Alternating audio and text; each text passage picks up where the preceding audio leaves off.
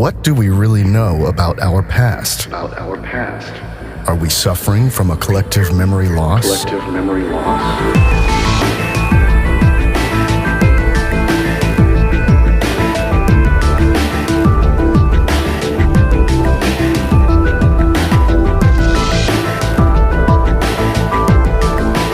Was there a technically advanced, unified civilization on Earth less than 500 years ago?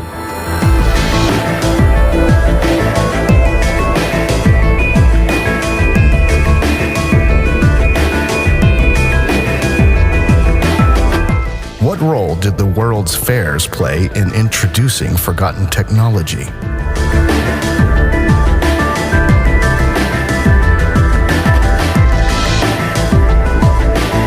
Why did human knowledge suddenly explode in the 19th century?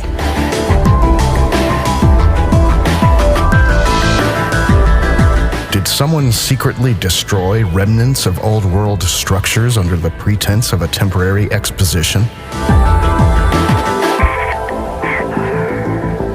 Nothing is as it seems. It's time for us to remember again and lift the veil of deception.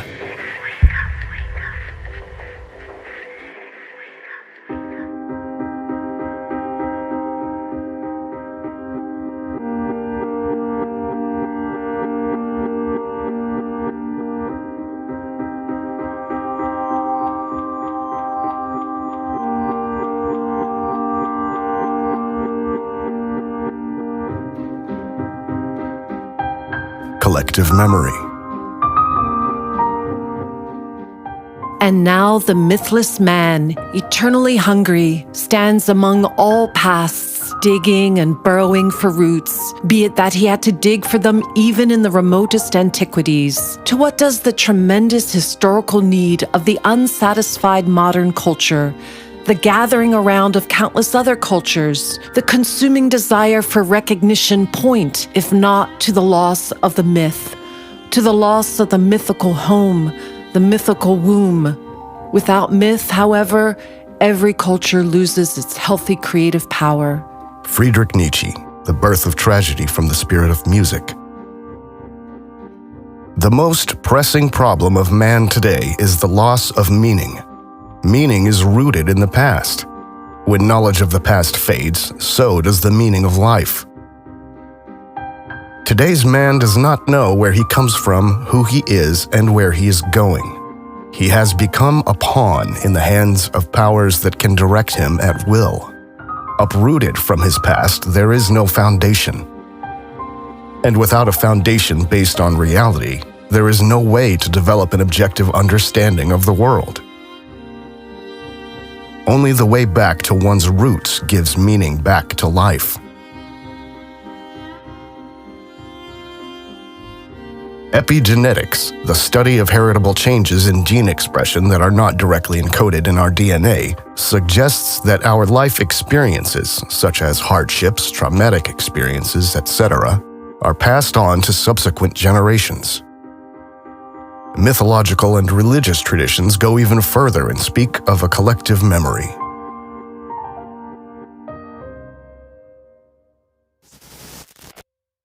Already in the Vedas, the holy scriptures of Hinduism, a kind of universal memory is mentioned.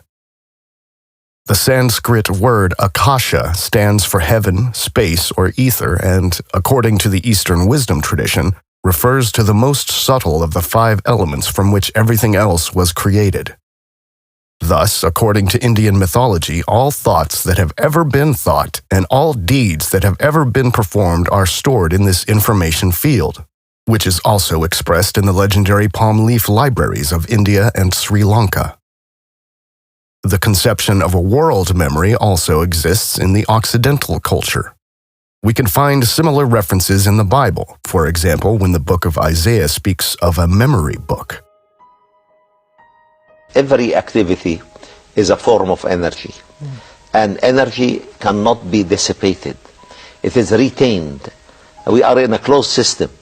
See, everything you do, everything you say, every action you take, every penny you earn or spend is recorded.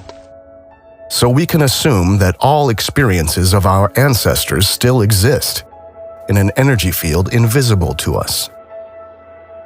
Until around 100 years ago, the ether was still a standard concept in physics to explain the properties of invisible space. And even if today we are largely disconnected from our past, the experiences have not disappeared, but are only buried. Accordingly, it must be possible for us to reconnect with our past if we lift the veil and allow the memories to surface again. In order to access collective memories, a collective effort is required to a certain degree. An individual alone is not able to break through the amnesia. There are images that are so strongly charged with meaning that people are inexplicably drawn to them. The world's religions draw to some extent on such images, albeit in extremely destructive ways. Myths and fairy tales also contain such images. The more a myth is charged with meaning, the more important was its role in our past. By the radiance of a myth, we can already recognize its importance for mankind, if we allow it and let ourselves be touched by it. For example, the flood has burned itself into our collective memory, but so have the stories of giants, dragons, or malicious witches. The more we humans abandon these mythical images, the more we alienate ourselves from our own past and thus from our own being. This process of self-alienation began with the so-called Age of Enlightenment.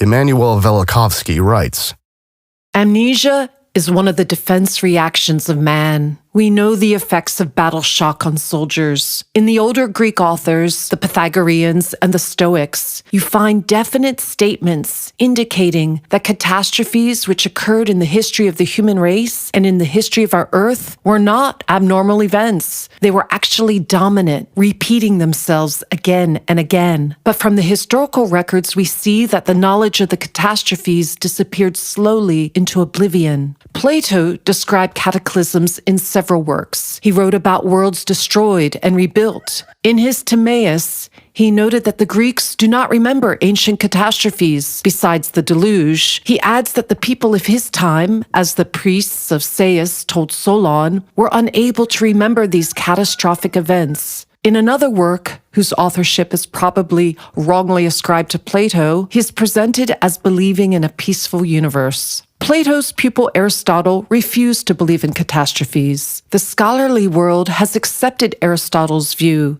that the planets can never change their motions. He, more than anyone else, is responsible for the continuing belief that we live in a safe world, on a planet to which nothing like collisions can happen. Aristotle argued that those who believe in celestial catastrophes should be brought to trial and, if convicted, punished by death. Because of man's aversion to knowing his past, science has been greatly retarded, pretending unreality to be as truth. The Darwinian revolution was also a regression. Disturbing evidence was ignored. It was as if he worked with closed eyes. Darwin proposed that only the fittest survive. His notebooks from the only field trip he ever undertook contained descriptions of cataclysmic disruptions. He wrote that nothing less than the shaking of the entire frame of the earth could result in the mass annihilation of life forms that he observed. Darwin did not accept the implications of the evidence that he saw with his own eyes. The Darwinian revolution was the rebirth of Aristotle, whose ideas had lost ground,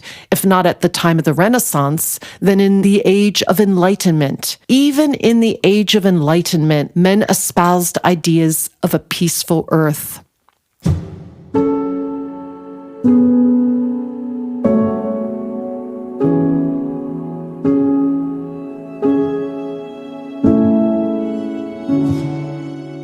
In recent centuries, great efforts have been made to make us humans forget where we come from and who we are. The destruction of the old knowledge of physics and biology was particularly powerful in uprooting us. Einstein and Darwin represent the inversion of the old knowledge into a nihilistic worldview, with man as a meaningless, random something, adrift in an endless and cold universe. These anti-life models about reality were perfected only recently, in the 19th century, and could even fully prevail only in the 20th century. Too great was the resistance even in academic circles of the 20th century.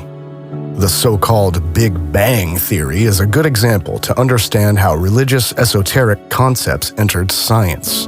The Belgian Jesuit and priest Georges Lemaitre created the Big Bang theory, not on the basis of scientific facts, but on the basis of a religious conviction, a notion of a primordial or cosmic seed from which everything evolved. At that time, the Jesuits were given the task of embedding the myths of the origin of the world in a scientific-sounding framework. A few decades later, in 1951, the Pontifical Academy of Sciences accepted the Big Bang theory. This long wait for the Pope's acceptance was not due to opposition from the Church, but from the general public. After all, the Big Bang theory originated in the hands of the Vatican itself. Ironically, the irrational Big Bang theory is still part of our modern worldview, and still not a single proof has been presented.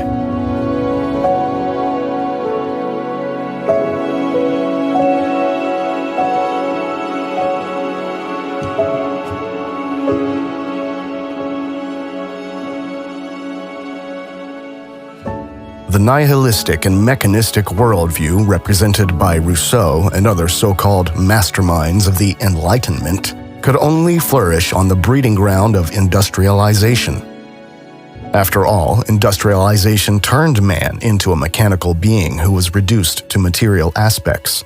Industrialization must be seen as a turning point, and as the most notable event that is still comprehensible and visible to us today as a result of a reset in the 18th or early 19th century.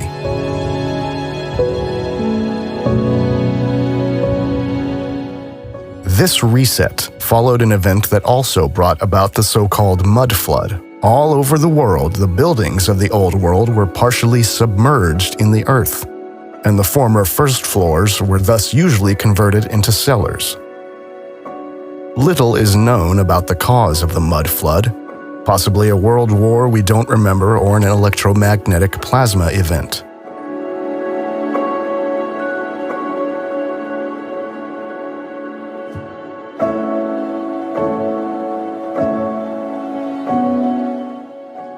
Velikovsky again on this. C.G. Jung became rather convinced that the unconscious mind, whether by telepathy or in some other way, is a common possession of the entire human race. But it is not only constituted of the experiences of this generation, we who interact in this world today, it includes the cumulative experiences of all generations past. This is more than just telepathy, but something which is brought down from generation to generation. The fact is that catastrophic events have taken place, not just in a cave here or in a cave there, but events of indescribable violence, such that no human being who succeeded to survive could be free from the traumatic effects. Traumatic effects, as I say, indescribable. Imagine, suddenly, time is no more time. The day does not move into the night. The ocean does not just beat at the coast of the Atlantic, it moves over the continent. Not even moves over the continent. Continent and sea just change places.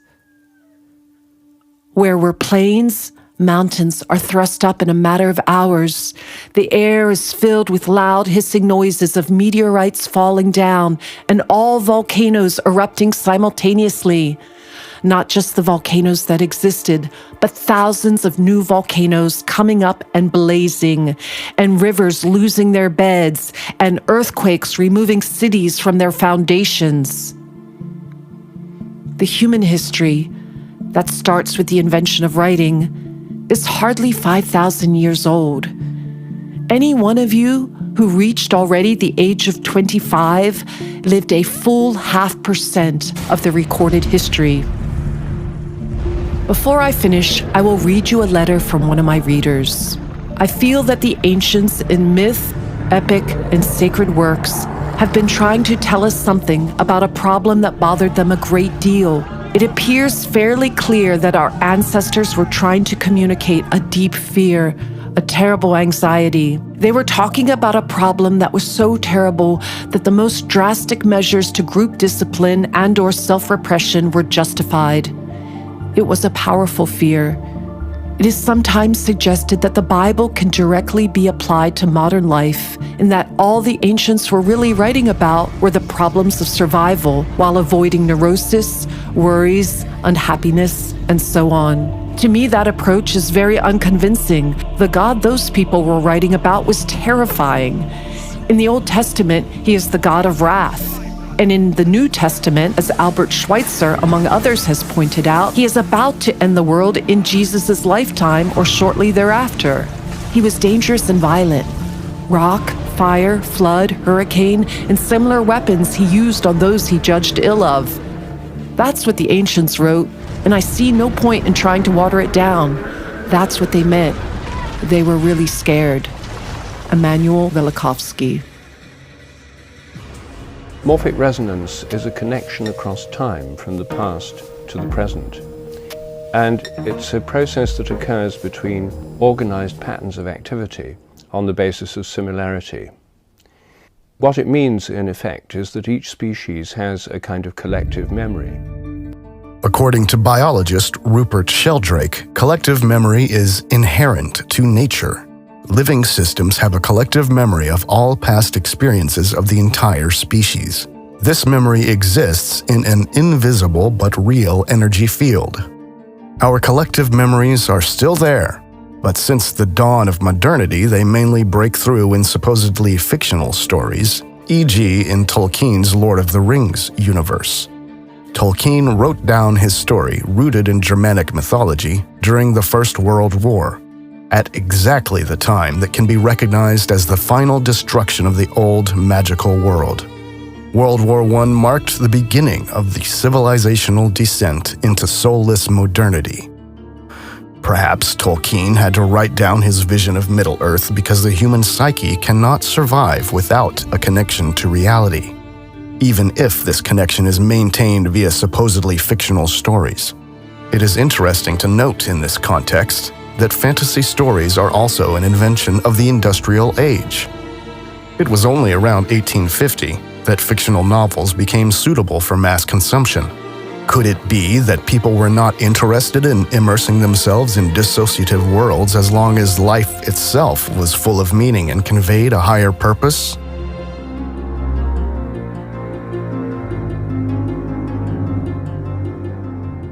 The more hostile and cold our society becomes, the stronger becomes the urge to escape into imaginary worlds. And as these imaginary worlds are fed by our collective memories, it is this repressed energy which breathes life into them.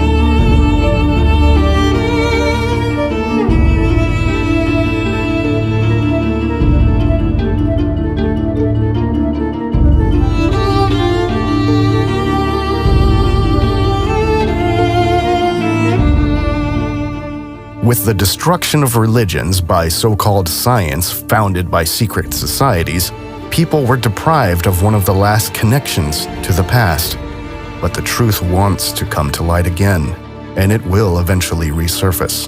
Enormous efforts are being made to keep humanity asleep because our potential and true power is almost limitless.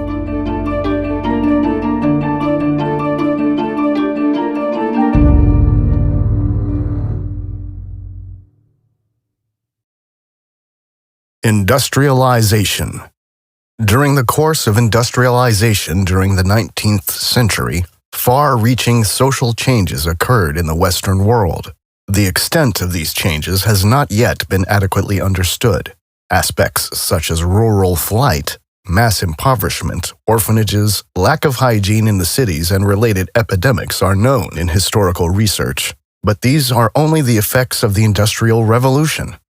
A more elusive topic has been the question, what caused the massive technological upheavals of the 19th century? So far, the two most important questions have not been answered sufficiently. Why did the Industrial Revolution begin in England, and why precisely around 1800? If you break it down to its essence, the Industrial Revolution consisted of groundbreaking technological inventions that permanently changed social life, and enabled increasing automation of production. In particular, the development of the steam engine supposedly laid the foundation for the further development of electric and internal combustion engines, which form the foundation of today's society. The Industrial Revolution presents us with a conundrum. In terms of the official narrative, humanity bumbled along at a low state of development for thousands of years, only to suddenly undergo a massive leap in development within a few decades without any apparent external cause.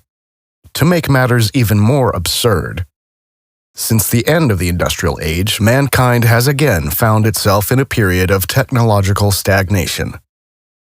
The supposed inventive spirit of Central Europe and Germany in particular, which historians say made industrialization possible, seems to have vanished. The role of the United Kingdom is central to understanding what was really behind the so-called Industrial Revolution. In historical research, it is commonly believed that the Industrial Revolution began as early as the mid-18th century, around 1760. In fact, however, little evidence can be found to support this claim. According to various historians, Cameron, Adams, McCloskey, there is no evidence of industrialization in contemporary literature as late as 1830. We must assume that the ruling forces backdated the course of the Industrial Revolution in order to somewhat diffuse its explosive character. In fact, the new technological knowledge was unleashed on humanity within a few decades by a small elite operating primarily from Rome, Vatican, Venice, London, and Washington. The true Industrial Revolution comes closest to what is commonly referred to in research as the Second Industrial Revolution, the phase of rapid industrialization beginning in 1860. What is being sold to us as inventions was, in all likelihood, a controlled release of technologies that were widely available and powered by free energy before the reset. Free in the sense that everyone had direct access to the energy source.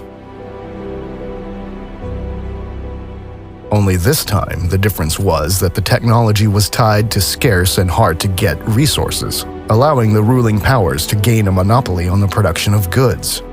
Since the Industrial Revolution, the worldwide generation and production of wealth has been controlled by a small group. Along with the control of the fiat money system through central banks, the scarcity of energy has been the most important element in controlling the masses. This process is reflected, for example, in the conflict between Tesla and Edison, or Tesla and Einstein. Tesla defended the holistic model of the world, thinking in terms of energy, frequencies, and vibration, and did not want energy production to end up in the hands of a few. When the industrialists, first of all J.P. Morgan, who at that time were responsible for building the energy monopolies, realized that Tesla's work was not suitable for the oppression of humanity, he was marginalized into oblivion. If, in reality, the Industrial Revolution did not take place until well after 1830, we are talking about a period of 50 years, roughly 1850 to 1900, during which the old knowledge was reintroduced in modified form. Not coincidentally, the first major World's Fair was held in London in 1851.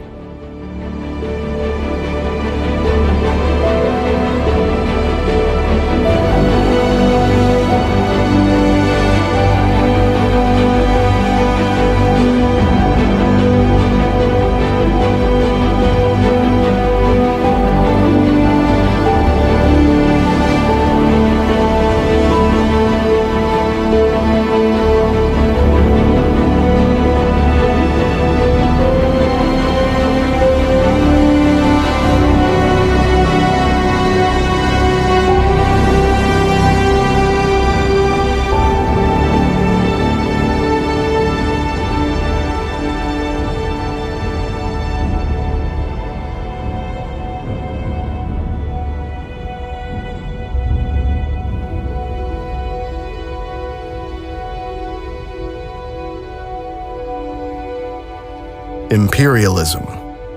Why did the Industrial Revolution begin in England? Historians are in the dark. But the single deciding factor that set the British Empire apart from all other countries at the time was colonialism and imperialism. The British Crown controlled a large part of the so-called New World, and the Crown, of course, stole not only labor and goods, as historians like to portray, but the remaining knowledge from before the reset as well. And knowledge includes technologies.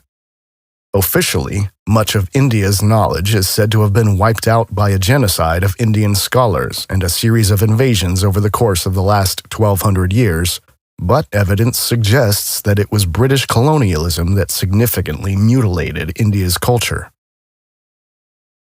For example, one of the main activities of the Asiatic Society of Bengal, officially founded in 1784 and under the patronage of Warren Hastings, was to systematically collect and preserve ancient manuscripts of India, as well as inscriptions in stone and metal, icons, or ancient coins. And Friedrich Max Müller, one of the founders of the Western academic field of Indian studies, was paid by the East India Trading Company to translate the Vedas, to distort them permanently, and to create arbitrary dates. Thus, on December 9, 1867, he wrote to his wife, I feel convinced, though I shall not live to see it, that this edition of mine and the translation of the Veda will hereafter tell to a great extent on the fate of India and on the growth of millions of souls in that country. It is the root of their religion, and to show them what that root is, I feel sure the only way of uprooting all that has sprung from it during the last 3,000 years. Friedrich Max Müller. In a book titled The Truth About Us, The Politics of Information and Society from Manu to Modi, Sanjoy Chakravorty shows that even the current understanding of the caste system was developed only during British colonial rule, at a time when the colonial powers' power over information was absolute. Anthropologist Susan Bailey noted that, well into the colonial period, much of the subcontinent was populated by people for whom the formal distinctions of caste were of limited importance, even in parts of the so-called Hindu heartland. The institutions and beliefs that are often described today as elements of the traditional caste system did not emerge until the early 18th century. Susan Bailey. even the pre-colonial written records and royal court documents and travelogues studied by professional historians and philologists such as Nicholas Dirks, G.S. Guri, Richard Eaton, David Schulman, and Cynthia Talbot make little or no mention of the caste system. But back to the United Kingdom, for India has been called the jewel in the crown for good reason. Michelle Gibson writes, European colonialism intentionally created divides over almost the entire landmass of the earth, creating new countries from lands that were taken, as well as divisions and discords between people that originally existed in harmony worldwide.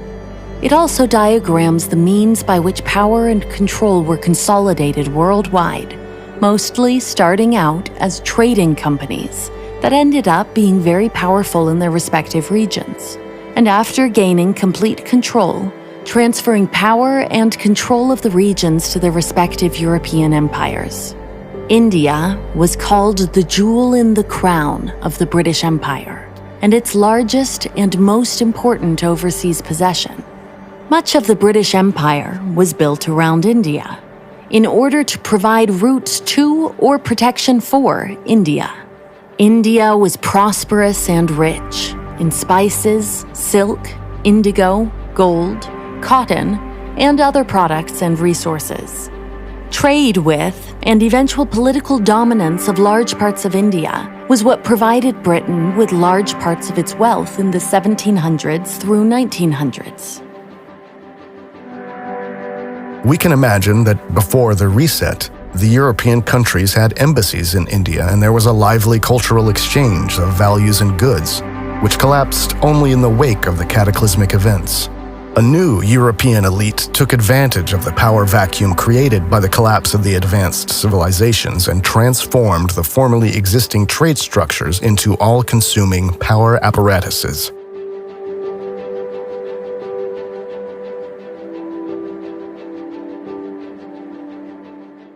This would also explain existing inconsistencies. For historical research has never been able to explain satisfactorily why the colonial powers only began to expand their rule over the colonies with brute force and blind missionary zeal a few hundred years after colonization.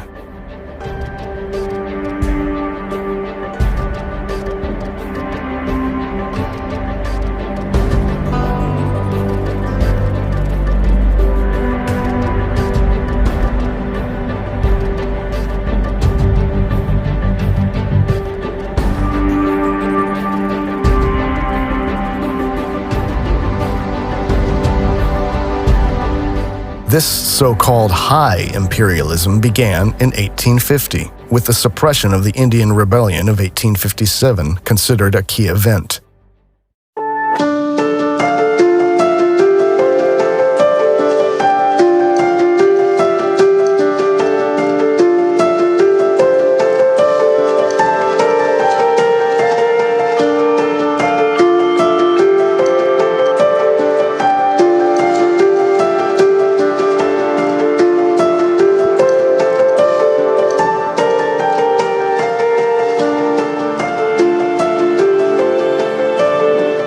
In 1885, the Congo Conference, held in Berlin at Bismarck's invitation, settled the effective division of Africa among the colonial powers.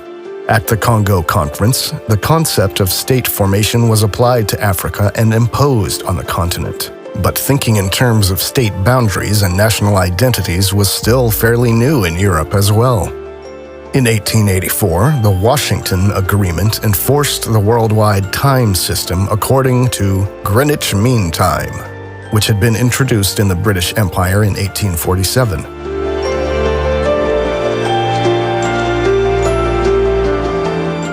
The role of the German Empire in relation to imperialism was primarily to denounce human rights violations, to establish legal foundations, and to keep in check the colonial superpowers that were committing inconceivable atrocities in the colonies. However, in the course of falsifying history after World War II, German imperialism is nowadays usually portrayed in a negative light. Based on this lie, the German colonies were divided among the other colonial powers after WW1. To outline the research of colonialism expert Bruce Gilley. German East Africa, a German protectorate, was a complete success. The Germans brought peace to Africa, the Pax Germanica. They successfully put down the Maji Rebellion from 1905 to 1907, and reforms after 1907 ushered in an era of progress. Workers' rights for natives, an end to forced labor, prohibition of slavery, and compulsory education were German achievements that eclipsed all other colonial powers. The Germans were extremely popular in East Africa. That's why World War I lasted so long in East Africa, because the native fighters were so devoted to the German Empire that they continued to fight until the bitter end in the fall of 1918. Since 1907, there were councils for the interests of the Africans, a decentralized administration, and administrative schools for a local elite. Harry Rudin wrote, "The comment often heard about the Germans was that they were strict, sometimes harsh, but always just." An interesting note about the German colonial period in Africa is that it was the German physician Robert Koch who found a cure for sleeping sickness, which was then stolen by the French and used throughout the country starting in the 1920s. Heinrich Schnee, the last German governor of East Africa, coined the term colonial guilt lie in the face of British lies. Bruce Gilley. Most of the official history of colonialism between 1500 and 1800 is probably largely fabricated, which includes the notion that the Spanish were responsible for the impressive South American architecture, or that the British rebuilt India from the ground up. This is all a lie. Instead, sometime between 1700 and 1850, a worldwide cataclysm occurred by which the unified culture broke apart and most knowledge about free energy and high culture was lost. people were collectively thrown into a dark age in which they began to focus on survival and experienced a period of suffering and deprivation. The now dominant power elite, upon coming to power, reintroduced some parts of the old knowledge to change society in a way that suited them. This time period is known to us as the Industrial Age.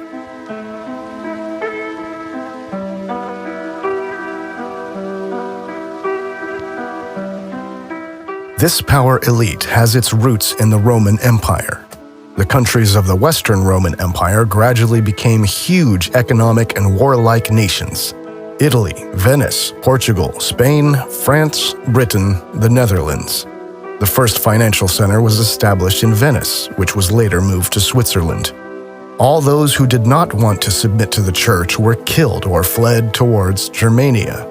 The approach of the church corresponds to the tactics of the Roman conquests. The church then divided the territory and set up its own administrators in these areas. The subsequent emergence of the high nobility, all of them loyal to the church, can be attributed to this. The Roman army was at one point dissolved and divided into knightly orders. Germany, as a stronghold of Protestantism, was able to resist these ecclesiastical forces a little longer, but was also taken over at some point, as was the Muscovite Tartary, the former empire of the Scythians, which was taken over by Russia. Since then, the European powers have all been controlled from behind the scenes by the cabal, and they managed to make it look like Britain, Germany, France, Portugal, Spain, and Russia were competing with each other. But they were actually working together. The Hohenzollern and Orange-Nassau noble families simultaneously controlled Britain, the Netherlands, the German Empire, as well as the Russian Tsarist Empire. The Habsburgs, funded by the Fuggers, controlled Central Europe, the Vatican, and parts of Western Europe.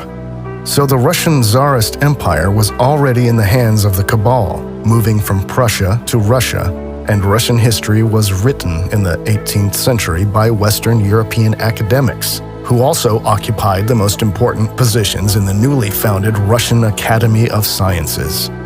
The Russian Empire was then deployed to destroy the Great Tartar Empire. The heart of the darkness lay in Western Europe.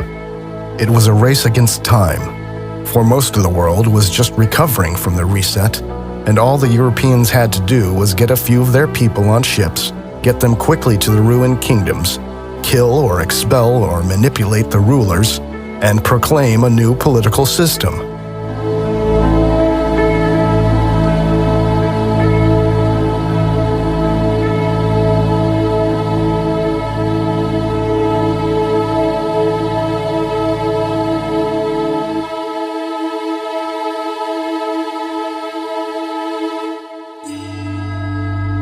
The Japanese Seclusion Edict, reportedly from 1636, stated the following: No Japanese ship, nor any native of Japan, shall presume to go out of the country. Whoever acts contrary to this shall die, and the ship with the crew and goods aboard shall be sequestered until further orders. All persons who return from abroad shall be put to death. Whoever discovers a Christian priest shall have a reward of 400 to 500 sheets of silver, and for every Christian in proportion. All Namban, Portuguese and Spanish, who propagate the doctrine of the Catholics or bear this scandalous name shall be imprisoned in the Onra, or common jail of the town.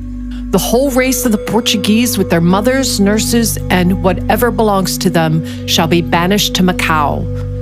Whoever presumes to bring a letter from abroad or to return after he hath been banished shall die with his family.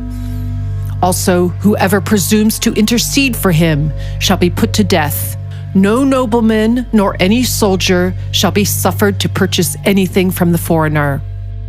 Thus began a social epoch in Japan known today as Sakoku, the voluntary isolation of Japan from all Western powers. It was not until 1853, 2 years after the First World's Fair in London, that the West actually succeeded in turning Japan away from its peaceful, self-sufficient life. The policy of the Sakuku ended after 1853, when the American black ships commanded by Matthew Perry forced the opening of Japan to American and thus Western trade through a series of unequal treaties. This was just a few years after the same forces had destroyed ancient China in what is now known as the Opium Wars.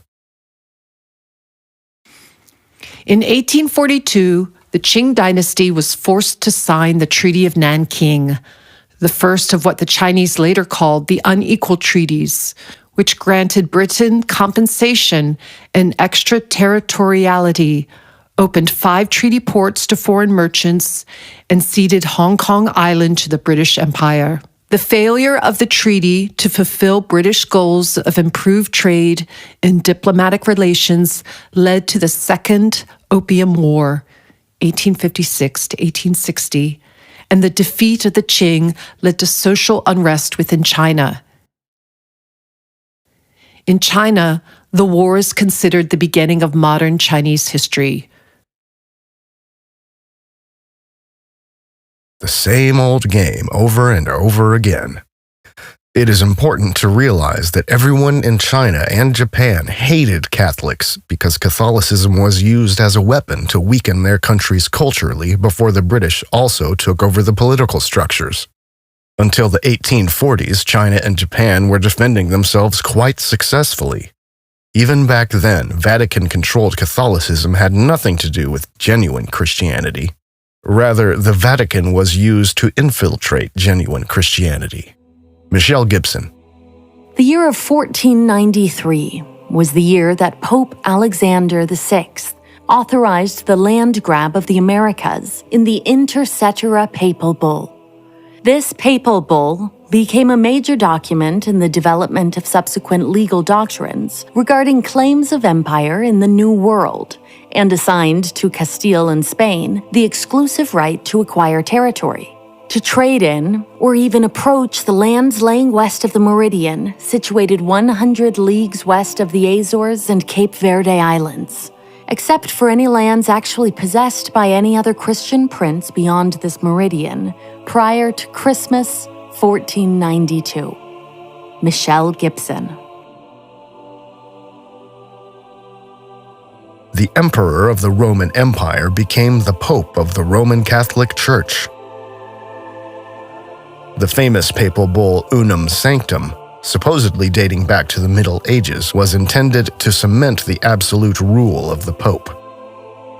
The last sentence of this bull reads, "But we now declare, say, and define that it is absolutely necessary for salvation for every human creature to be subject to the Roman pontiff." Thus, the Pope legitimized himself as the sole representative of God on earth. The so-called heretical Christian communities, such as the Albigensians and Cathars, condemned the papacy as the Church of the Antichrist and considered themselves the successors of the true Christian heritage, which, however, was allowed to continue only in secret. Papal Catholics were accused, among other things, of being responsible for the mysterious fires that destroyed entire cities.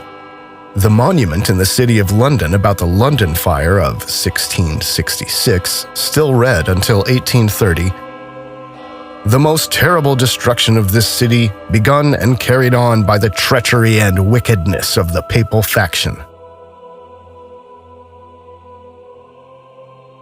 Western historians confused Jesuit Catholicism with Christianity and accused Japan and China of blindly hating all Christians, while omitting all facts proving the obvious interference of the Jesuits and the Catholic Church in foreign affairs.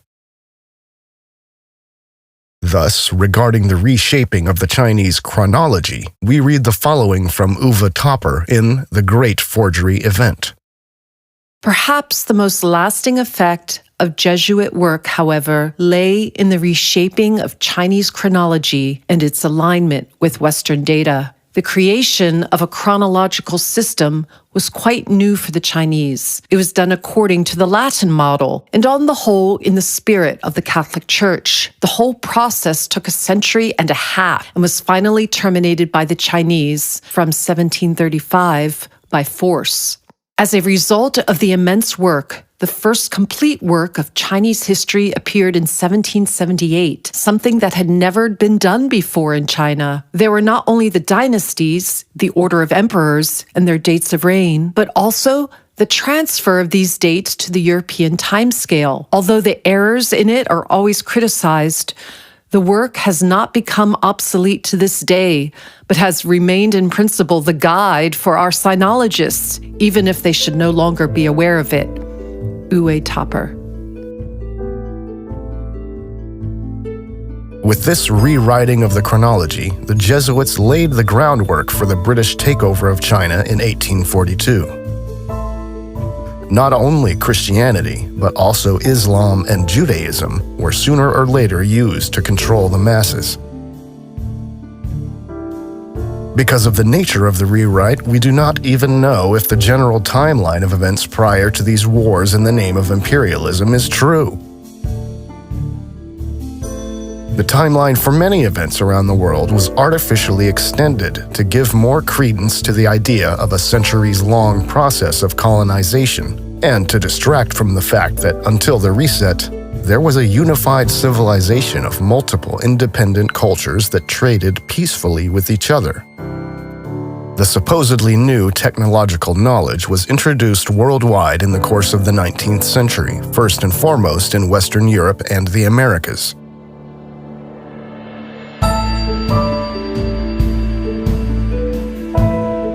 An important role in the reintroduction of the old technologies, in the new guise of energy scarcity, was played by the world's fairs.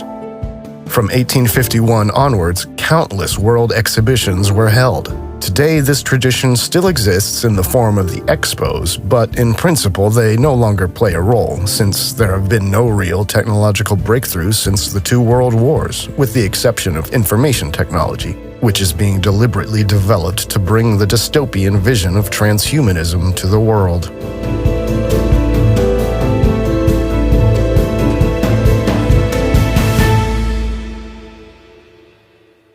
It can be said that with World War I, not only classical architecture, but also innovation disappeared from the world.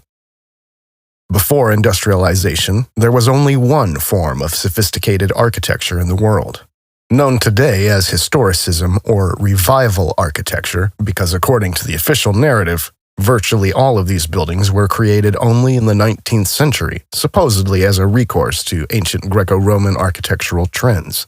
Neo-Gothic, Neo-Renaissance, Neo-Baroque, etc. The basic principles of these buildings were always the same and their quality unrivaled. Is this uniform architecture an indication of a unified civilization that only recently broke up into individual kingdoms or nation-states? Even in Japan, there were these Greco-Roman classical buildings before 1900, although Japan was still completely isolated from the outside world until around 1850.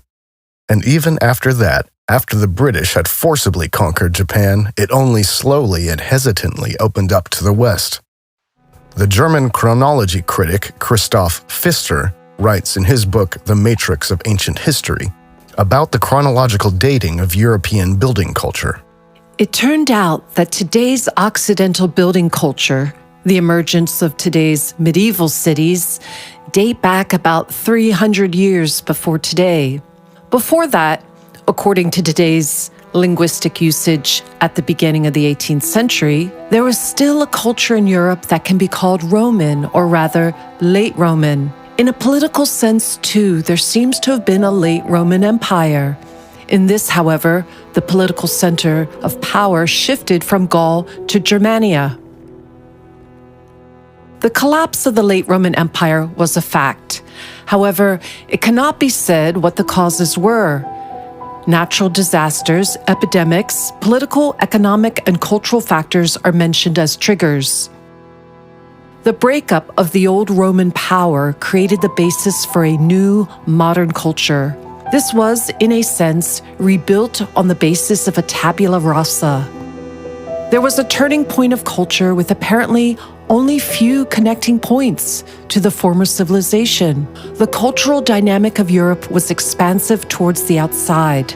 Towards the west, the discovery and colonization of the two Americas and then of Africa and Asia took place. The successful colonization of the New World and East Asia saved Europe and gave it a privileged position as a world colonial power from about the middle of the 18th century. The New Europe, which emerged in the first decades of the 18th century, first invented the written language that has been preserved today, and thus the written culture. Art and architecture, too, were largely created only after the great political and cultural break. Christoph Fitzer. In other words, the colonization of the world did not take place until 1700 at the earliest, but was backdated by the falsifiers of history on behalf of the imperial powers. Imperialism developed as a reaction to an event, possibly a war or a natural disaster, which wiped out the old, so-called ancient world and left a power vacuum. Western Europe managed to emerge from this vacuum as a winner. Imperialism was kind of a worldwide raid by the Western European powers to grab the countries of the world that had been devastated by the catastrophe.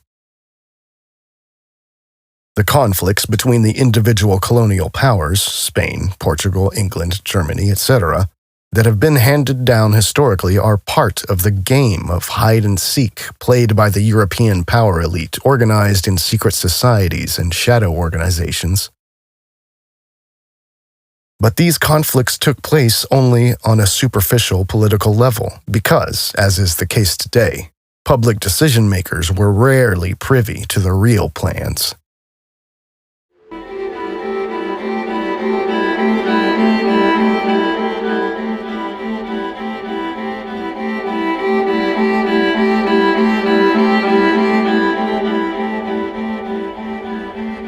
Let us now look at the story of two buildings.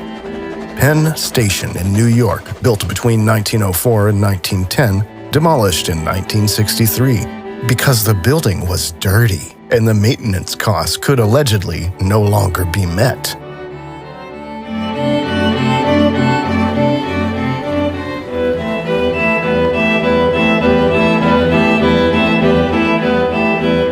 Built in the Greco-Roman style.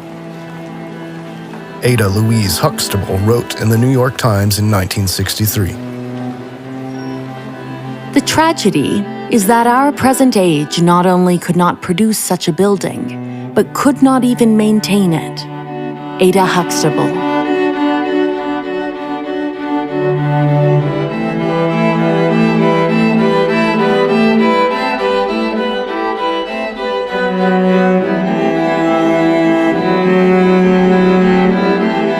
Erie County Savings Building, built in 1893 in the neo-Romanesque style. We read about the demolition of the Erie County Savings Bank building in 1968 in the Buffalo Evening News.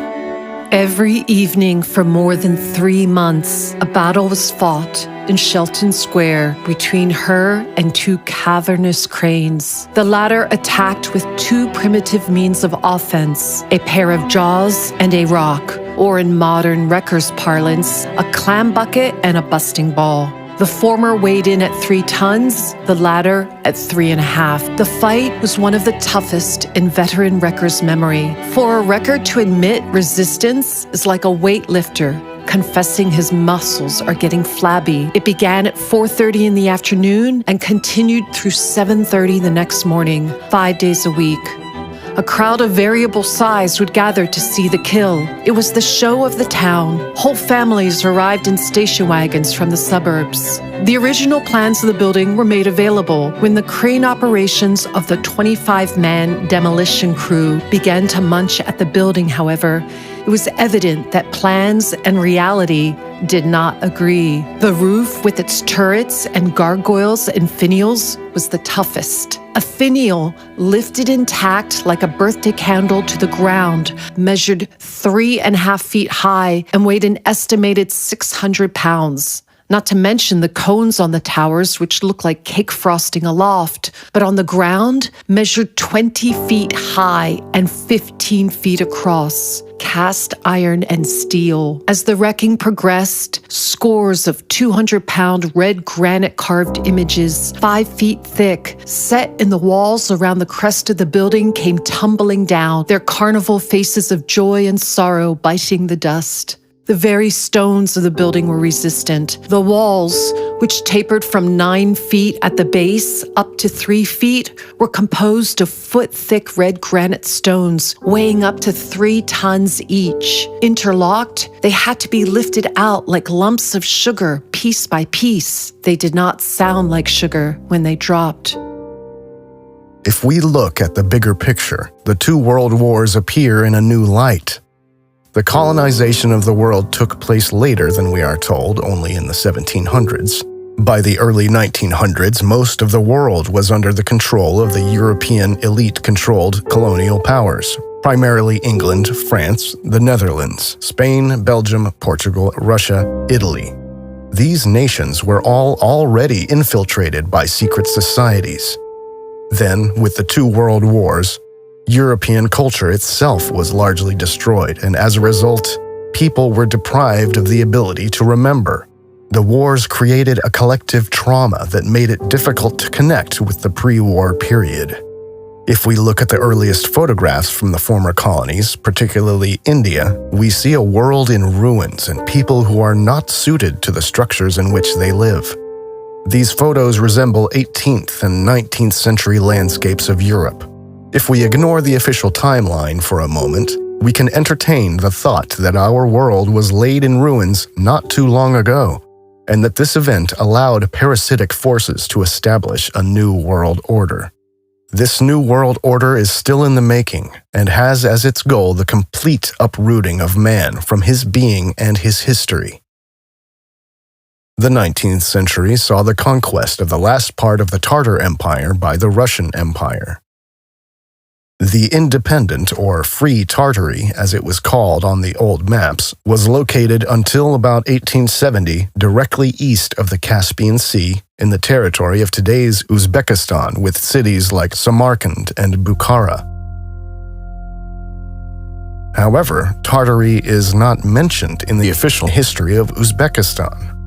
Anatoly Fomenko writes on the subject of independent Tartary. Unlike Moscow Tartary, the fate of independent Tartary is known. It was conquered by the Romanovs in the middle of the 19th century. Samarkand, the capital of the independent Tartary, was seized by the Romanovs' army in 1868. A few decades later, the Soviets, on behalf of the Cabal, destroyed large parts of the Central Asian remnants of the Old World in the name of communism. The First Anglo-Afghan War, the settlement of New Zealand and Australia, and the gold rush in the American West also fall within this period.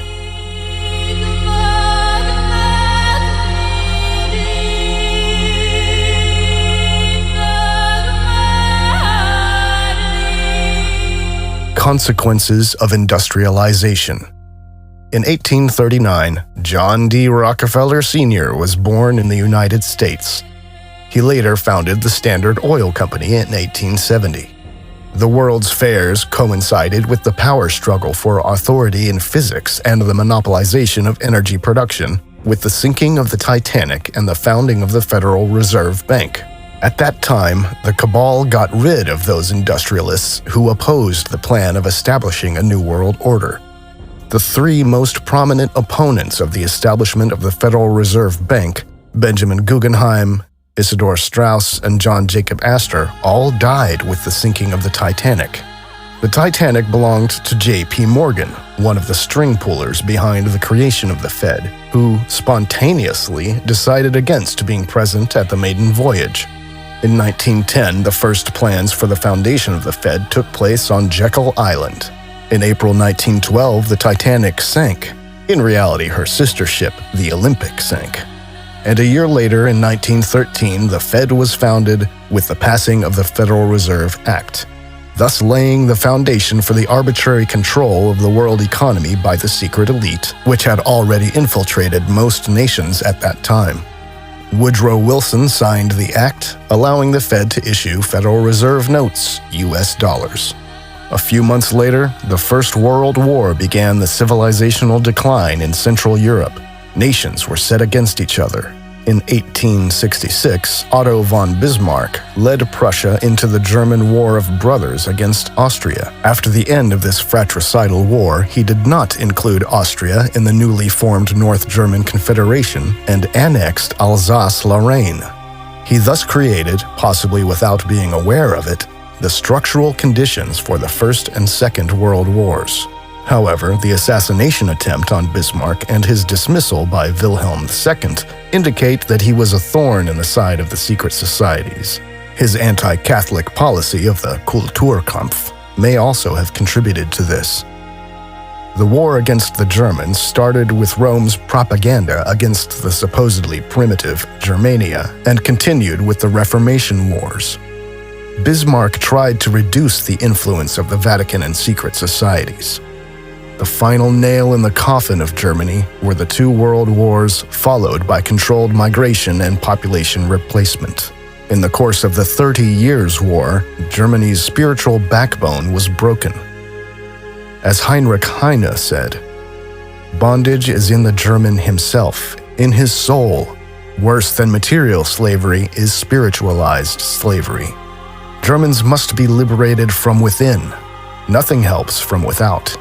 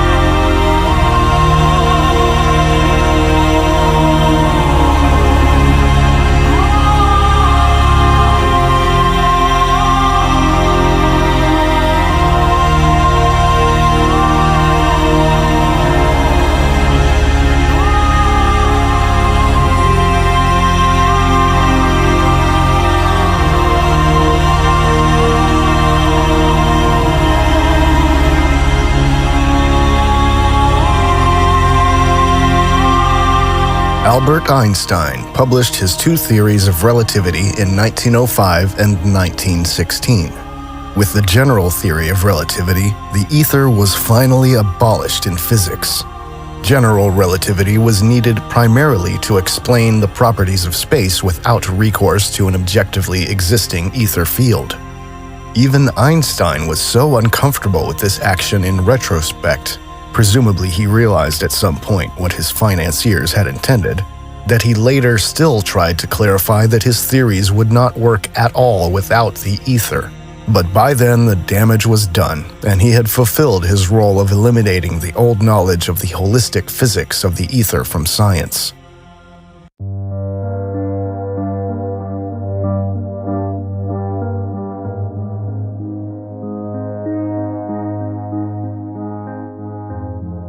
Holistic scientists, like Nikola Tesla, had no place in the New World and were starved out, but only after their skills were used.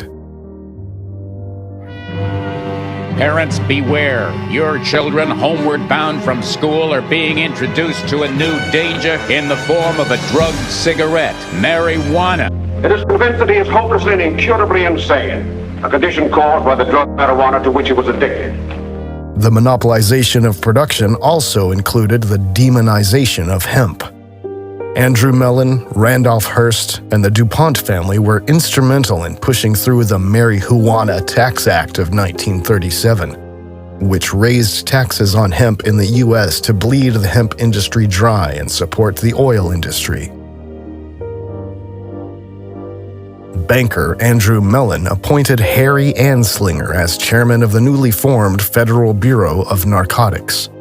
Basically, the goal was to create the conditions to make humanity dependent on the system in the long run, and to eradicate any possibility of self-determination and freedom.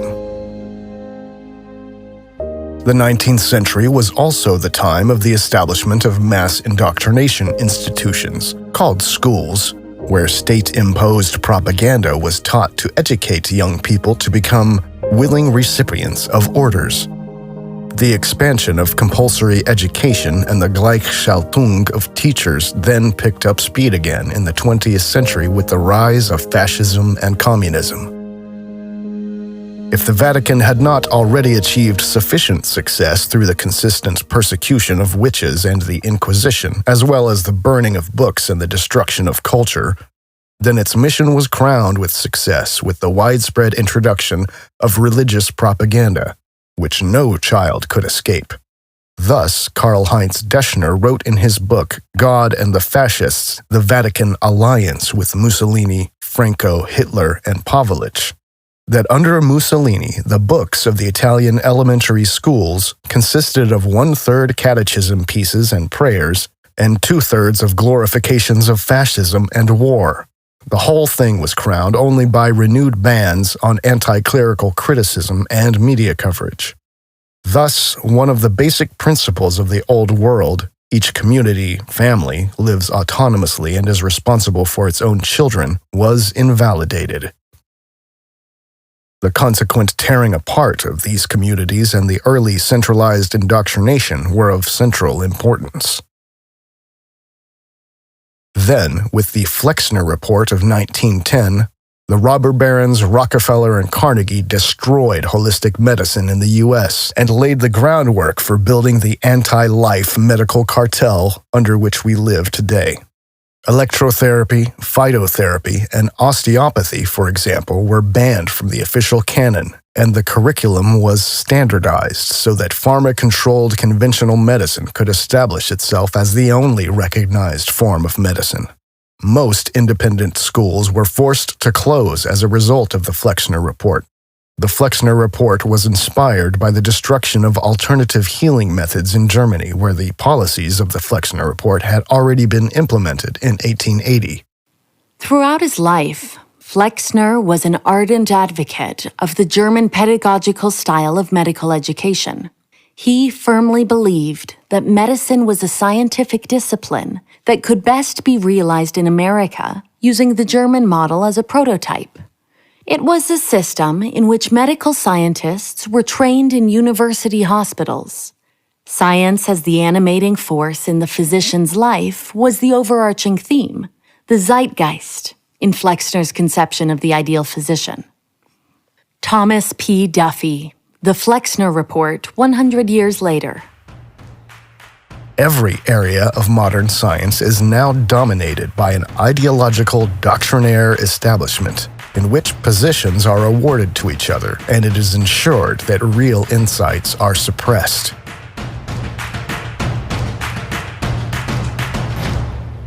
Aan tafel is onder andere Connie Braan. Die schreef dit schitterende boek, dat heet De Handelsreiziger. En dat gaat eigenlijk vooral over iets wat wij niet wisten, namelijk over de grootste cocaïnefabriek ter wereld. En die stond in Amsterdam aan de Weespertrekvaart. The British used opium to take over China.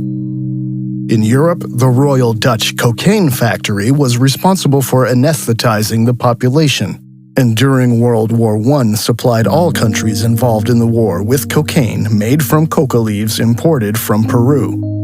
The origin of this factory was the Dutch East India Company. Next to the British East India Company, one of the most powerful trade and power structures of the colonial era.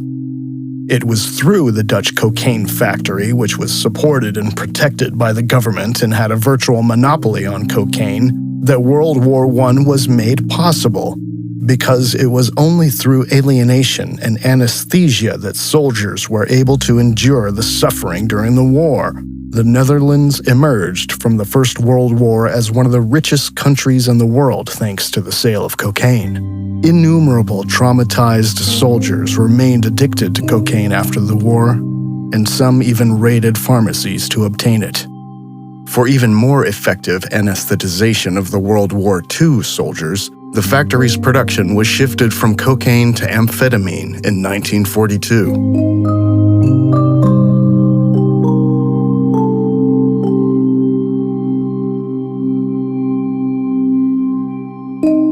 Michelle Gibson assumes that all the railroad tracks were just dug up and that all of the infrastructure, locomotives, cars, stations, was already in place as well. She speculates that it was an electrified rail system, and after the free worldwide energy grid was shut down, the free energy sources for mass transportation were replaced by oil and coal. The newly created dependence on fossil fuels was one of the foundations of the fabulous wealth of the industrialist robber baron families. About the tramway network in Manaus, Brazil, she writes, "The historical narrative we are given says that rubber made Manaus the wealthiest city in South America in the late 1800s, and wealthy European families are said to have settled in Manaus, bringing their European art, architecture, and culture with them. It was a city at that time with electric trams and streetlights." Electric trams and streetlights? In the middle of the Amazon rainforest? No road connection to Manaus existed until 1973, with the completion of the BR-319, connecting Manaus to Porto-Velho, Brazil. It is 540 miles long, or 870 kilometers, going through the rainforest, and is impassable when it rains. It is known as Brazil's worst highway. There is no such tram system operating in Manaus today. The history we've been taught does not provide an adequate explanation for what was really going on here. This is a photo of undeveloped Amazon rainforest near Manaus. How are they supposed to have built all of this in the mid to late 1800s under these conditions? Michelle Gibson.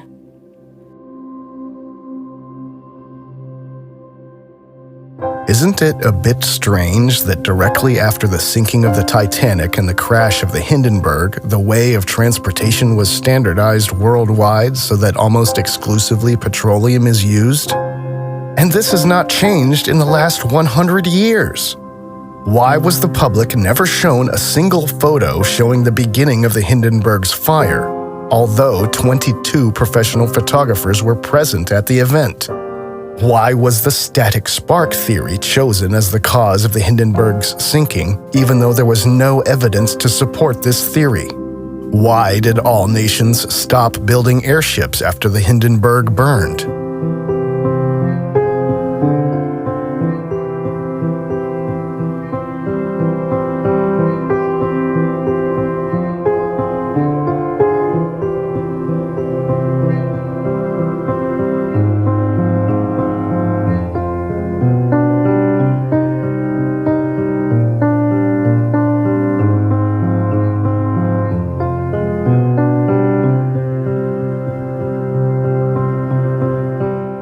Between 1907 and 1909, 16 imposing American warships with other escort ships, the so-called Great White Fleet, circumnavigated the world and paid a visit to many countries, as the story goes. Officially, the purpose was to demonstrate America's power to the world and to promote cooperation. But perhaps it was simply an inspection of the newly staked possessions around the world and an inventory of which kingdoms had not yet surrendered to the new order. The foundation of the world we live in today was laid at that time during the world's exhibitions. The technological knowledge of the old world was selected. One part of the knowledge was kept secret, the other part was presented to the public. One of the most important criteria in this decision-making process may have been whether a technology could be controlled by a central authority. Any form of free, no-cost energy, for example, was very dangerous to the forces that controlled the robber barons of the industrial age secretly from the shadows. It is important to understand that these industrialists had not earned their wealth themselves. They were born into elite families and chosen to play a role. These families and structures still exist today. Be it Elon Musk, Bill Gates, or Steve Jobs, none of them rose to power and money through their own efforts.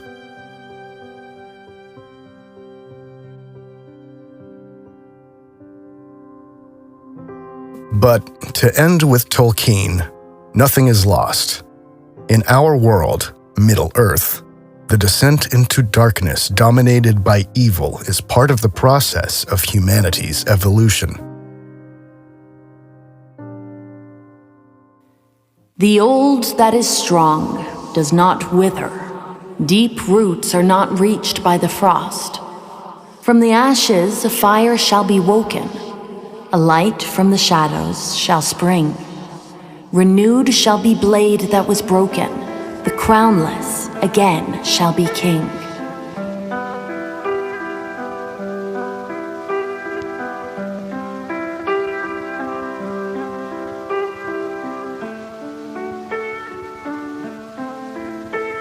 I came into this world in the rough and ready year of 1923. It was a barbarous time. It was a bleak time, and it was an uncivilized time. My memories stretch back almost 100 years, and if I close my eyes, I can smell the poverty that oozes from the dusky tenement streets of my boyhood. I can taste on my lips the bread and drippings that I was served for my tea. I can remember extreme hunger and my parents' undying love for me.